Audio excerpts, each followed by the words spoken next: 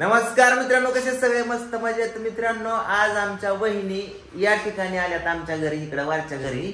का आल्यात? कारण पूजाची शेवटची गाडी घ्यायला. म्हणजे पूजा नाही कुठे जाणार, वहिनी जाणार आहेत. आमच्या वहिनी कुठे जाणार आहेत? पुण्याला जाणार आहेत. आता त्या बारामतीकर सोडून पुणेकर व्हायला चालल्यात. तर वहिनींची आपण थोडक्यातच गाठ घेऊन मुलाखत घेऊ. वहिनी, तुम्ही एवढी आजारी असताना पुण्याला जायची तुमची हिंमत धाडस झालंच कस काय? आज सगळ्यात पहिल्यांदा माझा प्रश्न की तुम्हाला बरं वाटतंय का? हे बंद करते 2 मिनिटात. हा, बरं वाटतंय का? तब्येत बिब्येत ठीक आहे का? वाळून चाललंय तुमच्या अंगात, जीव कमी लाकडं हाडकत जास्त असं वाटायला लागलंय. हा, मी माझ्या भावाला समजावून माझी केस गेली केस माझ्या, बघताय का इथली गेली? हा, टाकाला पडायला लागले इथं वर बघा, माझं टाकाला पडायला लागलं. आता थोड्या दिवसात टाकला होईल. मग त्याचं तोंड दाबून ठेवायचं, तोंडाला चिकट पट्टीला. कधी हाणतो म्हणलं? मी हाणतो नाही म्हणलं त्याला मी काय म्हणलं, तुम्ही आल्यावर त्या जरा बांधून ठेवा असं काहीतरी म्हणलं असेल. हाणतो तुम्ही भांडण लावून देता का आता आमचे? हा,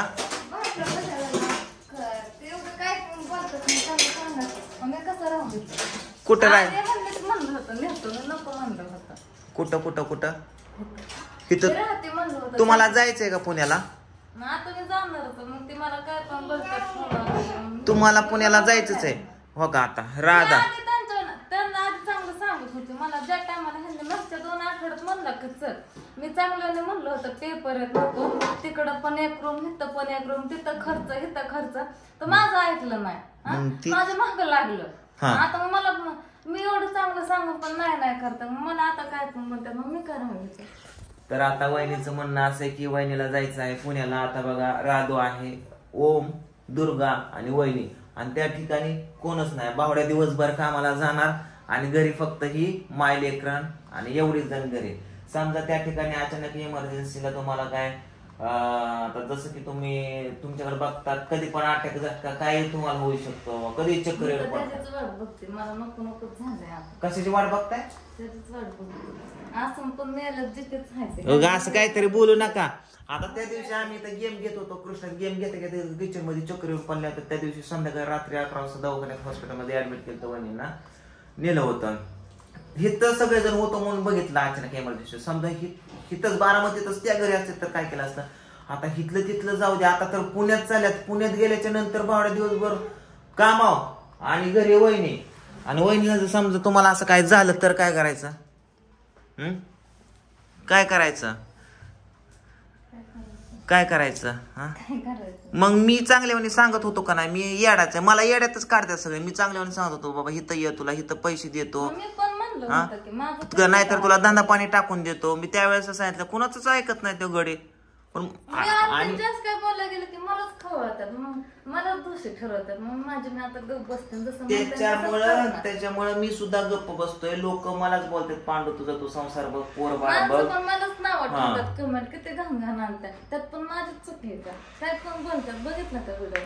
मी जास्त व्हिडिओ बघतच नाही. मला कसं माझ्या पाठीमागं शूटिंग पण असतं, बाहेरचे कार्यक्रम आल्यावर कार्यक्रमाला पण. आता त्या दिवशी सोलापूरला पण गेलतो, त्या दिवशी इथं कार्यक्रम पण केला. अजून एक कार्यक्रम आहे. म्हणजे ह्या घरच्या टेन्शनमुळे माझं बाहेर डोकं चलत नाही. त्या दिवशी एवढा आजारी असताना मी गेलो होतो.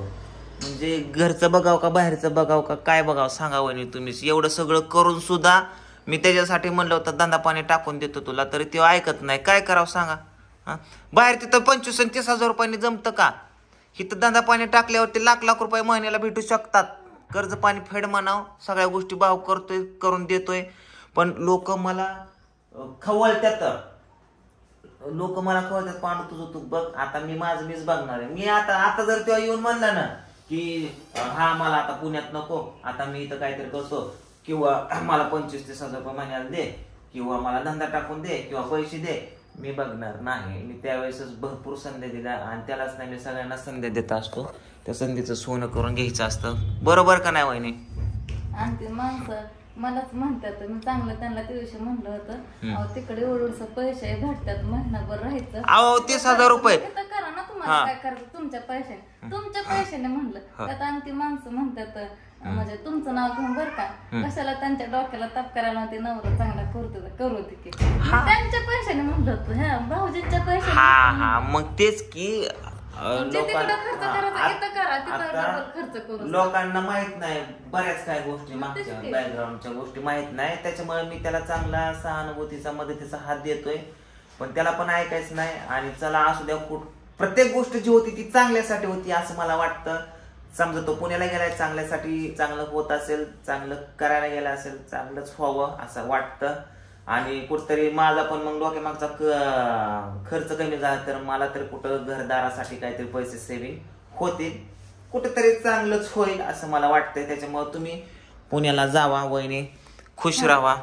पुण्याला जायचं पण काय नाही, इथं राहायचं पण काय, मी इथं पण राहते. पण आता बघा तिथलं एक रूम, त्याचं भाडं, तिथं लाईट बिल, तिथं पाणीचं बिल, बरं का. इथं पण तेवढं खर्च वाढतोय का कमी होतोय. 30,000 पेट्रोल, बरं ते म्हणतात कंपनी देते पेट्रोल, सोडा, खाणं पिणं, मोबाईल रिचार्ज, येणं जाणं, बाहेर गेला की नाश्ता पाणी, काय दुसऱ्याचं देतात, मग राहतं काय खाली. त्यात पण मी समजून सांगते माझी चुकी का सांगा बरं. मग मला सांगा, इथं जर बारामती मध्ये तुम्हाला एखादा गाडा बिडा टाकून दिला, नारळ पाणी, ज्यूस वगैरे, वडापाव, काय राव, माझं काहीच पटत नाही, तर आदळून डोका ह्यांच्या पुढे काय नाही. तुमचं फक्त करान मारा, घर मुलं चूल एवढंच, बाकी काय नाही. म्हणतात ना सगळं आणून देतो, हा घालावं लागतात, आणायचं तर काय नाही. काय नाही बघा मित्रांनो, मी काहीतरी आता व्यवसाय करणार आहे मस्तपैकी, घरच्यांना देणार आहे टाकून व्यवसाय. नारळ पाणी, नाहीतर साड्याचं दुकान, नाहीतर एखादं नाश्त्याचं हॉटेल, किंवा मसाल्याचा व्यवसाय, किंवा 1 ग्रॅम ज्वेलरीचं घरच्या घरी चालू करावं असं मला लय डोक्यात यायला लागलं या.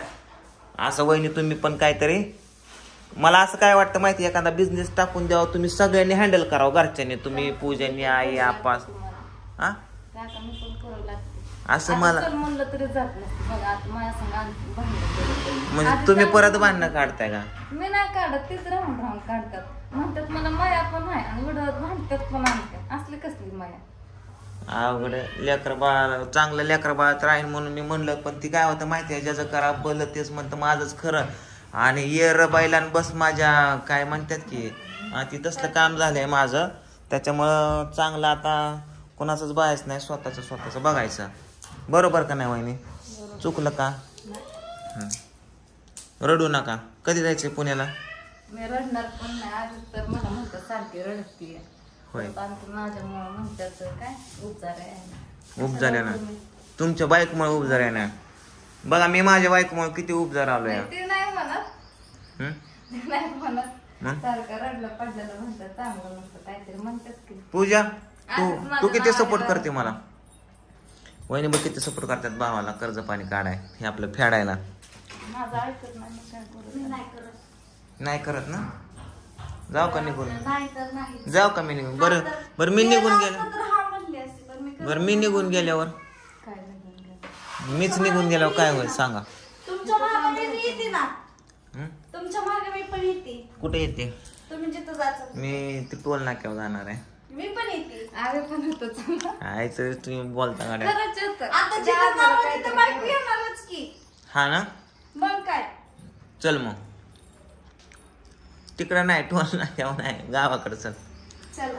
चल आपलं मग चटणी भाकर खाऊ, पण सुखाने राहू. चटणी भाकर खाणे का सुखाने राहणे का? जाऊ दे बाबा. हे नाश्त्याला काय केले? नाश्ता वाट दिस कोंबडीचा पीस जेवण. ओके चालला. कुत्र्याचं एक कौतिक, कुत्र्याचं एक वैताग माझ्या गावात.